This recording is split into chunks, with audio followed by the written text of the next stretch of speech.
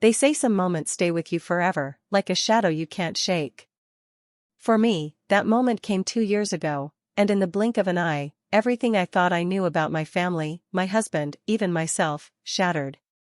I never thought that small, quiet lies, the kind that seem harmless at first, could destroy the life I worked so hard to build. And it all started on what seemed like just another ordinary Tuesday morning. I remember our house that morning, the kind of quiet that doesn't feel peaceful, but heavy. The kind that sits in your chest and won't let go. It was warm and cozy, sure, but there was this undercurrent of something. Something I couldn't name at first. My kids were in the living room, giggling over cartoons, their little faces full of trust and innocence, and I felt this sharp pang in my chest, knowing they had no idea how fragile things had become between me and him. And then there was him, my husband. Once, he used to make me laugh so hard my cheeks hurt. Now, there was distance in his eyes, a polite smile that never reached them. He still had that charm, that easy way of turning a room his own, but the warmth was gone. Every time he walked past me, I felt invisible, like I was just another piece of furniture in the house. I'd try to talk to him, ask about his day, share little things about mine, but it was like shouting into a void. And the worst part? I couldn't even say why it hurt so much. Because I loved him. I still did, with all the pieces of me that could love. I tried to keep it together, make the morning smooth for the kids, prepare breakfast, keep the laundry done, make sure homework was finished. My life was this endless loop of care and duty, and somewhere in all of it, I had lost sight of me. My friends would call sometimes, checking in, and I'd put on a happy voice, laughing at stories that didn't feel funny. I didn't want them to see how empty it was, how lonely it had become. And then there were the little signs. Little things I couldn't ignore anymore. The hushed phone calls that stopped when I entered the room. The occasional missed dinner he never mentioned. Unexplained expenses that didn't make sense. I'd tell myself it was nothing, that I was imagining things. But deep down, something in me was shifting. Something that whispered, "This isn't right." And I hated that whisper, because it made me watch him differently, look at him with suspicion where once there was only love. But I couldn't stop. It all felt like walking on thin ice, pretending the cracks didn't exist. And that morning, sitting in the kitchen with the smell of toast and coffee in the air, I had this strange feeling that something was about to happen, something that would change everything. Little did I know, I was right. That Tuesday felt normal enough at first. We decided to take the kids to the park, a simple outing, just a few hours to breathe and forget the small tensions in our home. The sun was gentle that day, the kind of late morning light that makes everything look soft, almost perfect. But I noticed him before we even got out of the car. He was texting, hiding the phone in his lap every time I glanced over. A small thing, I told myself. Maybe it was work, maybe a friend. But then, he laughed. Softly, almost too long, at something on that screen. And the way he smiled, it wasn't at me. It wasn't at the kids. There was a warmth there I didn't recognize. And it felt like a punch to my chest. At the park, everything seemed fine. The kids ran ahead, giggling, and I tried to shake off the feeling gnawing at me. But it kept coming back. He would excuse himself to take a call but lingered too long behind a tree, the sound of his laughter carrying back to me. When he came back, he looked at me as if nothing had happened, but I saw it, the little flicker of something hidden, something secret. I wanted to believe I was imagining it. Maybe I was just being paranoid, letting loneliness twist my thoughts. But every glance at him, every subtle smile at that phone, every time he checked his messages in secret, it felt like pieces of a puzzle I wasn't meant to see. My stomach knotted, my hands ached, and my heart whispered that something was wrong. That the life I thought I knew, the man I thought I knew, was slipping through my fingers. And then, just as we were packing up to leave, I caught it. A message preview on his phone.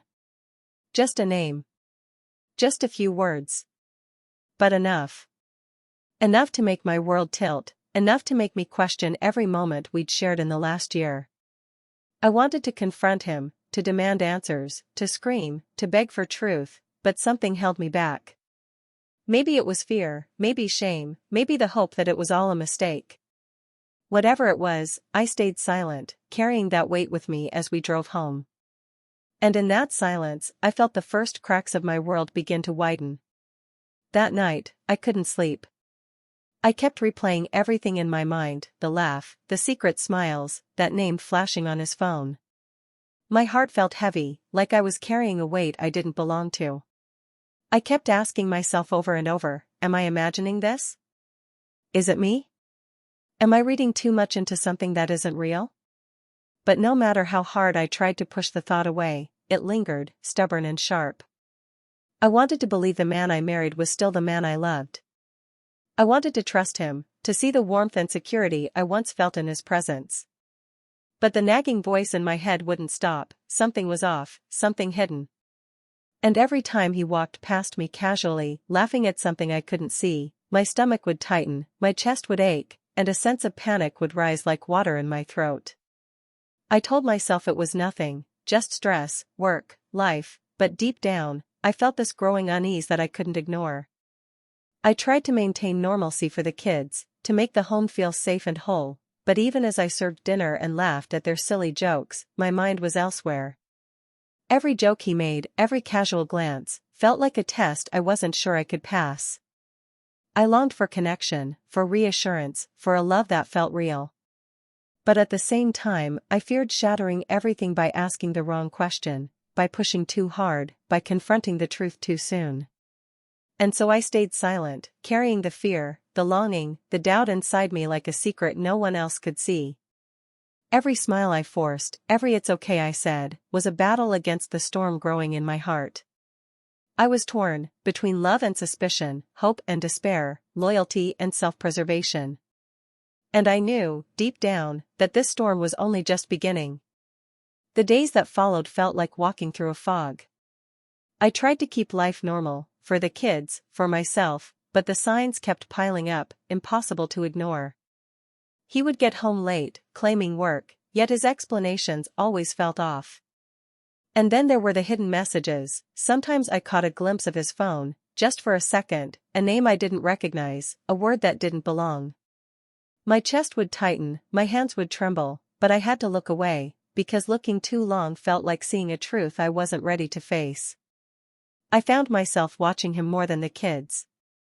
Every smile, every laugh, every word he spoke, I analyzed them, searching for cracks, for slips, for something real. But he was careful, too careful. Every excuse, every explanation, felt rehearsed, as though he had been preparing for this moment for weeks, months, maybe years. And I hated him for it, and I hated myself for caring so much. At home, the tension seeped into every corner. The kids would ask questions, innocent ones: why didn't Daddy eat with us? Or why did he leave again? And I would lie through my teeth, forcing comfort I didn't feel. I hugged them tighter, smiled harder, tried to make the house feel like a safe place, even though inside, I felt like a house on fire. I felt guilty for suspecting him, guilty for being angry, guilty for the anger I couldn't show. And every day, I wondered if he even noticed the storm growing inside me. Small arguments started to flare over trivial things, forgotten chores, misplaced items, a word said the wrong way. I knew these were just symptoms of something deeper, but every clash made me feel more alive and more terrified at the same time. He'd brush it off, smooth over the tension with a grin, and I'd want to scream that I wasn't blind. That I knew something was happening, something I wasn't supposed to see. One evening, I caught him laughing quietly at his phone again, tucked away in the corner of the living room. The kids were asleep, and the house was quiet, but I felt the walls closing in. I wanted to confront him, demand the truth, but a part of me still hoped I was wrong. That maybe this was just a misunderstanding. But deep down, I knew the cracks in our life were widening, and soon, the whole world we had built would come tumbling down. Every forced smile, every empty laugh, every tiny excuse he gave, it all led to this feeling that I couldn't shake. The climax was coming. Something was about to break, and I had no idea if I would survive the pieces. It all came crashing down one night. The house was quiet, the kids asleep, and the kind of stillness that usually feels comforting instead pressed down on me, heavy and suffocating. I was folding laundry when I noticed his phone on the kitchen counter, buzzing quietly. Something inside me, a mix of dread and curiosity, made me pick it up. And then I saw it. Messages, photos, everything laid bare in a way I couldn't unsee. The man I loved, the father of my children, was living a life I had never imagined. And it wasn't just a fleeting mistake, it was deliberate, repeated, hidden. My hand shook so badly I could barely hold the phone. My chest burned, my stomach dropped, and for a moment, the world around me disappeared. I sank into a chair, staring at the screen as tears blurred my vision. I felt rage and heartbreak collide, each one cutting sharper than the other. Every lie, every excuse, every fake smile came rushing back to me, like daggers I had been blind to before. I couldn't breathe, couldn't speak, couldn't even think clearly. It was as if the floor beneath me had opened, and I was falling into a pit of betrayal I hadn't prepared for. And yet, a part of me still hesitated. Part of me wanted to believe it wasn't real, that maybe it was a misunderstanding, a cruel mistake. But the evidence was undeniable, screaming the truth in a way I couldn't ignore. And then I realized, the life I thought I had, the love I thought was safe, it had been a lie all along.